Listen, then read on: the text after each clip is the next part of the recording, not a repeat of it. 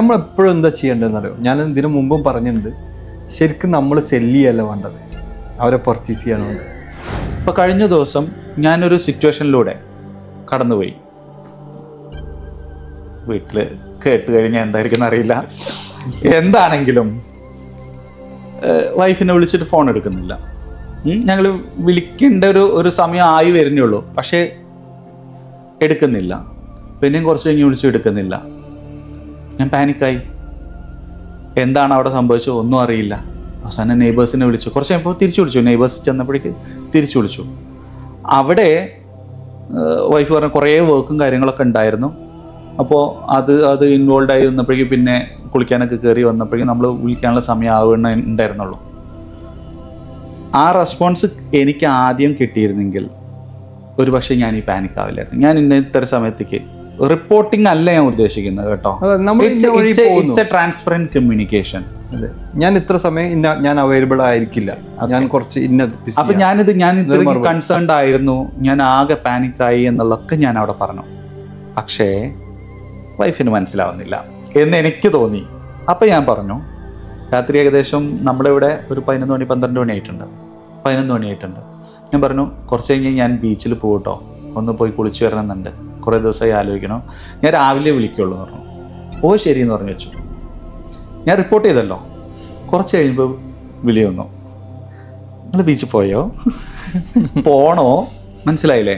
കാരണം ഞാൻ റെസ്പോൺസ് എപ്പോഴാണ് കൊടുക്കുന്നത്? പിന്നെ പിറ്റേന്ന് രാവിലെ പിന്നെ റെസ്പോൺസ്. അപ്പം ഞാനിവിടെ വന്നോ ഇല്ലേ, സേഫ്റ്റി കൺസേൺസ് അറിയില്ല, എന്തെങ്കിലും സംഭവിക്കുന്നുണ്ടോ, ഹനീഫിക്കാൻ്റെ നമ്പർ പുറത്ത് വയ്ക്കുന്നുണ്ടോ, എന്തെങ്കിലും ഒരു ബുദ്ധിമുട്ട് വന്നാൽ വിളിക്കാൻ വേറെ ആളുണ്ടോ, ഇത് തന്നെയാണ് നമ്മുടെ ബിസിനസ്സിലും സംഭവിക്കുന്നത്. നമ്മൾ കസ്റ്റമറിനോട് ട്രാൻസ്പെറൻ്റ് ആയിട്ട് പ്രോംപ്റ്റ് കമ്മ്യൂണിക്കേഷൻ ഇല്ലാന്നുണ്ടെങ്കിൽ അവിടെ ഇഷ്യൂസ് വരും, ഡിസാറ്റിസ്ഫാക്ഷൻ വരും. ഇതൊരു ബേസിക് എക്സ്പെക്റ്റേഷൻ ആണ്.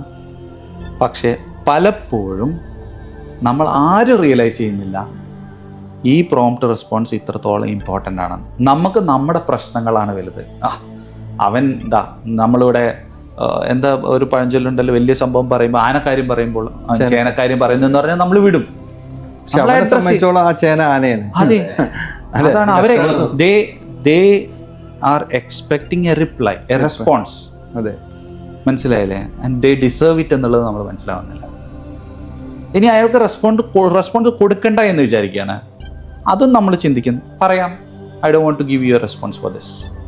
That is also a response. If you don't give a response, that is also a response that you are not interested to give a response. അത് അങ്ങനെയും മെനഞ്ഞെടുക്കും. അപ്പോൾ response നമ്മൾ കൊടുത്താൽ നമ്മുടെ സ്റ്റോറി അവിടെ എത്തും. നമ്മൾ കൊടുത്തിട്ടുള്ള സ്റ്റോറി അവർക്ക് ഇഷ്ടമുള്ള സ്റ്റോറി അവിടെ ഉണ്ടാക്കിയെടുക്കും. അപ്പം കസ്റ്റമറെ ക്വാളിഫൈ ചെയ്യുമ്പോൾ നമ്മൾ ശ്രദ്ധിക്കേണ്ട കുറേ കാര്യങ്ങളാണത്. ഒരു ടിപ്പ് ചോദിച്ചുകൊണ്ട് പറഞ്ഞതാണ്. ഈ റെസ്പോൺസ് പ്രോംപ്റ്റ് ആയി കൊടുത്തു കഴിഞ്ഞാൽ സെയിൽ കൂടുതലാവാനുള്ള സാധ്യതയുണ്ട്. എന്ത് പറയുന്നു? എനിക്ക് എപ്പോഴും കൂടുതൽ എക്സ്പീരിയൻസുകളാണ് പറയാനുള്ളത്. ഞാൻ മാർക്കറ്റിങ്ങിന്റെ ഭാഗമായിട്ട് തൃശ്ശൂർ അങ്ങനെ ഒരുപാട് ജില്ലകളിൽ നമ്മുടെ നാട്ടിൽ പോയിട്ടുണ്ടായിരുന്നു. അപ്പോൾ ഞാനൊരു ബ്രാൻഡിൻ്റെ മാർക്കറ്റിങ്ങിന് പരമായിട്ട് പോയി. അപ്പോൾ ഞാനൊരു ഷോപ്പിലെത്തിയ സമയത്ത് ആ ഷോപ്പിൽ നമ്മൾ അവരോട് ഞങ്ങൾ പറഞ്ഞ ഇങ്ങനെ ഒരു ബ്രാൻഡാണ്, ഒരുപാട് ബ്രാൻഡുകൾ അവർക്ക് വരുന്നത്, അതുകൊണ്ട് അവർ 1 മിനിറ്റ് നിൽക്കട്ടോ എന്ന് പറഞ്ഞു. 1 മിനിറ്റായി, 2 മിനിറ്റായി, 5 മിനിറ്റായി, 10 മിനിറ്റായി. അപ്പോൾ ആള് നമ്മളെ ഇതാകുന്നില്ല. ഇപ്പം നമ്മൾ പഠിച്ച സംഭവം തന്നെ ഐ ടു ഐ കോണ്ടാക്ട് കിട്ടാൻ എന്ത് ചെയ്യാം? ഞാനത് ആ സമയത്ത് അതാ ചിന്തിച്ചു. അപ്പോൾ ഒരു കസ്റ്റമർ വന്ന്, അപ്പോൾ 2 പേരാണ് അവിടെ, ഒരു ഓണറും പിന്നെ ഒരു തൊഴിലാളി ഉണ്ട് അവിടെ. അപ്പോൾ 2 പേരുള്ള, അപ്പോൾ 4മതൊരു കസ്റ്റമർ അവിടെ വന്നു. 4മതൊരു കസ്റ്റമർ വന്ന സമയത്ത് അപ്പോൾ ഒരു പഴയ മോഡലിൻ്റെ ഒരു കവറാണ് ചോദിച്ചത്. അപ്പോൾ പഴയ മോഡലിൻ്റെ കവർ ചോദിച്ചപ്പോൾ ഞാൻ പിന്നെ ഓണറോട് പെർമിഷൻ മേടിച്ചിട്ട് പറഞ്ഞു, എവിടെ വെച്ചതൊന്ന് കാണിച്ചു തരികയാണെങ്കിൽ ഞാനത് എടുത്ത് കൊടുക്കാട്ടോ എന്ന് പറഞ്ഞു. നിങ്ങൾ തിരക്കിലല്ലേ, 2 പേർക്ക് ആളുണ്ടല്ലോ, ഞാൻ ചെയ്ത് കൊടുക്കാമെന്ന് പറഞ്ഞു. അപ്പോൾ എന്നോട് പറഞ്ഞു, ആ 2ാമത്തെ റാക്കിൽ, ആൾക്ക് കൃത്യമായിട്ട് അറിയാം, 2ാമത്തെ റാക്കിൽ 4ാമത്തെ ബോക്സിൽ ഉണ്ടാവും പഴയ മോഡലിൽ കതിരാ വെച്ചിട്ടുള്ളത് എന്നോട് പറഞ്ഞു. ഞാനത് പറഞ്ഞതിന് ശേഷം അപ്പോൾ ഞാൻ എന്ത് ചെയ്തു, അത് എടുത്തു കൊടുത്തിട്ട് ഞാൻ ആ കസ്റ്റമർക്ക് അത് ക്ലീൻ ചെയ്തു. ക്ലീൻ ചെയ്ത് കൊടുത്തു. അവരുടെ ഫോൺ ക്ലീൻ ചെയ്ത് കൊടുത്തു. സാധാരണ ഒരു കവർ ചോദിച്ചു കഴിഞ്ഞാൽ സാധാരണ എന്ത് ചെയ്യും, ആ മൊബൈൽ എടുത്തിട്ട് അത് ഇട്ട് കൊടുത്തിട്ട് കവർ കൊടുക്കാറ് സാധാരണ എല്ലാവരും ചെയ്യുന്നത്. അവിടെ നടന്നുകൊണ്ടിരിക്കുന്നതും അതാണ് ഞാൻ കാണുന്നത്. ഞാൻ എന്ത് ചെയ്തു, അവിടെ ബ്രഷ് ഉണ്ടായിരുന്നു, ആ ബ്രഷ് കൊണ്ട് ആ ഫോണൊന്ന് ക്ലീൻ ചെയ്തിട്ട് ഞാനത് അതിലേക്ക് ഇട്ടു. അപ്പോൾ ആ കസ്റ്റമർ ചോദിച്ചു, പിന്നെ ഹെഡ്സെറ്റ് ഉണ്ടോ എന്ന് ചോദിച്ചു. അപ്പോൾ ആ കസ്റ്റമർ ഹെഡ്സെറ്റ് ഉണ്ടല്ലോ എന്ന് പറഞ്ഞു. ഹെഡ്സെറ്റും തൊട്ടടുത്തുണ്ടായിരുന്നു. അപ്പോൾ ഞാൻ അത് എടുത്തു. അല്ല, അവർ എന്നോട് ചോദിച്ചത് നിങ്ങളിൽ നമുക്ക് പറ്റിയ പവർ ബാങ്കുകൾ ഏതെങ്കിലും ഉണ്ടോ എന്ന് ചോദിച്ചു. എനിക്ക് ആദ്യമായിട്ട് അവിടുന്ന് ചോദ്യം വന്നപ്പോൾ അങ്ങനെ ഞാൻ അവർക്ക് പവർ ബാങ്ക് കാണിച്ചു കൊടുത്തു. അത് പവർ ബാങ്കും അതുപോലെ തന്നെ ഒരു 6 മോഡൽ ചാർജർ ഉണ്ടായിരുന്നു. അതിൽ 2 മോഡൽ ബില്ലിങ് ചെയ്തു. അങ്ങനെ ഫസ്റ്റ് ബില്ലിങ് അവിടെ ക്ലോസ് ആയി.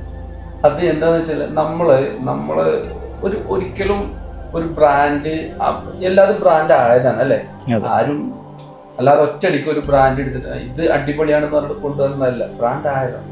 അതിന് ഒരുപാട് മാർക്കറ്റിങ്ങിന്റെ ഒരുപാട് ബന്ധങ്ങൾ ഉണ്ടാക്കിയെടുക്കുന്ന ഒരു സംഗതിയാണ് ഈ ബ്രാൻഡ്. അപ്പൊ നമ്മൾ ആ ഒരു കോൺഫിഡൻറ്റിൽ ഇരിക്കുമ്പോഴാണ് നമുക്കത് സെല് ചെയ്യാൻ പറ്റുള്ളൂ. ഒരു ബ്രാൻഡും ഒരിക്കലും ഒരു ഇതിന്റെ ബന്ധത്തിന്റെ പേരിൽ വന്നതല്ല, നമ്മൾ എടുക്കുന്ന എഫക്റ്റിന്റെ പേരിൽ വന്ന ബ്രാൻഡാണ് അത്. ആ ഒരു കമ്മ്യൂണിക്കേഷൻ I-to-I കോണ്ടാക്ട് ഞാൻ എപ്പോഴും നമ്മുടെ ആരോടാണെങ്കിലും പറയുന്നത്, I-to-I കോണ്ടാക്റ്റിലേക്ക് നമ്മൾ അവരെത്തണം. കാരണം നമ്മൾ വന്നു കഴിഞ്ഞാൽ എന്നും വരുന്ന ആളുകൾ എന്നുള്ള മൈൻഡിലാണ്. അങ്ങനെ അത് ഡീൽ ചെയ്തപ്പോഴാണ് അത് ഫസ്റ്റ് പർച്ചേസ് ചെയ്യുന്നത്. ഇങ്ങനെയാണ് ഒരു സെയിൽസ്മാൻ മാർക്കറ്റിങ്ങിൽ ചെയ്യുന്നത്. അതേസമയത്ത് ഷോപ്പിൽ വരുന്ന സമയത്ത് ഞാൻ അതിനൊരു ഉദാഹരണം തരാം. ഒരു വ്യക്തി പറഞ്ഞു, ഒരു ട്രെൻഡിങ് ആയ ഒരു സമയം ഉണ്ടായിരുന്നത് നമ്മളിപ്പോൾ ഇന്ന് C-type ചാർജറുകളുണ്ട്, V8 പഴയ മോഡൽ ചാർജറുകളാണ്, iPhone ചാർജറുകൾ. ആ വ്യക്തിക്ക് മാഗ്നറ്റ് ടൈപ്പ് വരുന്നുണ്ട്, ചെറിയ പിന്നുകൾ.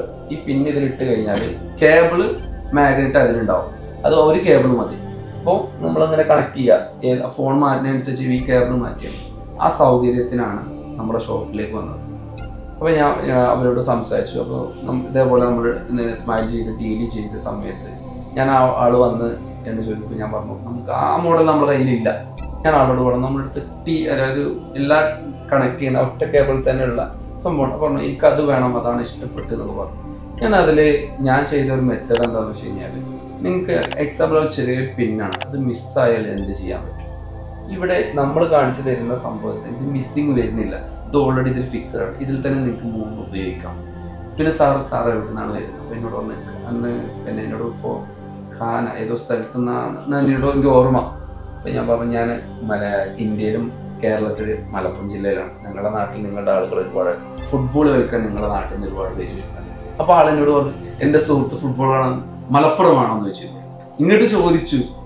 അപ്പോൾ ഞാൻ മലപ്പുറത്താണ്. അപ്പോൾ ഞാൻ പറഞ്ഞു, അപ്പോൾ പ്രൗഡ്. അപ്പോൾ ഞാൻ പറഞ്ഞു, ഞാൻ എൻ്റെ നമ്മുടെ സെയിൽസ് ടീമിനോട് പറഞ്ഞു, ഇതെൻ്റെ സുഹൃത്താണ്, സുഹൃത്തിന് അതിൽ നിന്ന് കൃത്യമായ നല്ല ഇതിൽ കൊടുക്കണം കേട്ടോ എന്ന് പറഞ്ഞ് ഞാൻ സംസാരിച്ച സമയത്ത് ആ പ്രൊഡക്റ്റ് നമ്മൾ പർച്ചേസ് ചെയ്തു. അതായത് നമ്മളെപ്പോഴും എന്താ ചെയ്യേണ്ടതെന്നറിയോ, ഞാൻ ഇതിനു മുമ്പും പറഞ്ഞിട്ടുണ്ട്, ശരിക്കും നമ്മൾ സെല്ല് ചെയ്യല്ല വേണ്ടത്, അവരെ പർച്ചേസ് ചെയ്യണം. കസ്റ്റമർ എങ്ങോട്ട് പർച്ചേസ് ചെയ്യണം ആദ്യം. ആ പർച്ചേസ് ചെയ്ത് കഴിഞ്ഞാൽ പിന്നെ ബാക്കി അവരൊക്കെ അങ്ങ് മേടിച്ചു പോയിക്കോളും. ഇതിന് വേണ്ടിയിട്ട് നമ്മൾ എന്തെല്ലാം ട്രിക്സുകൾ വേണോ, ഇതിന് വേണ്ടിയിട്ട് എന്തെല്ലാം ഐഡിയാസ് വേണം, ഇതിനു വേണ്ടി എന്തെല്ലാം സ്കില്ലുകൾ വേണോ, ഇതിനെ നിരന്തരമായി നമ്മൾ തുടച്ച് മിനുക്കി അപ്ഡേറ്റ് ചെയ്തുകൊണ്ടിരിക്കണം. എഡ്യൂക്കേറ്റഡ് ആയിരിക്കണം, എഡ്യൂക്കേഷൻ വേണം, ചിലപ്പോൾ സ്കില്ലുകൾ വേണം. ചിലപ്പോൾ നമ്മൾ ഡ്രസ്സിങ്ങിൽ എല്ലാറ്റിനും നമ്മൾ ശ്രദ്ധിക്കണം. നമ്മളുടെ ചിലപ്പോൾ മുഖത്തുള്ള കാര്യങ്ങളൊക്കെ ദിവസവും വൃത്തിയായിട്ടുണ്ടായിരിക്കില്ല.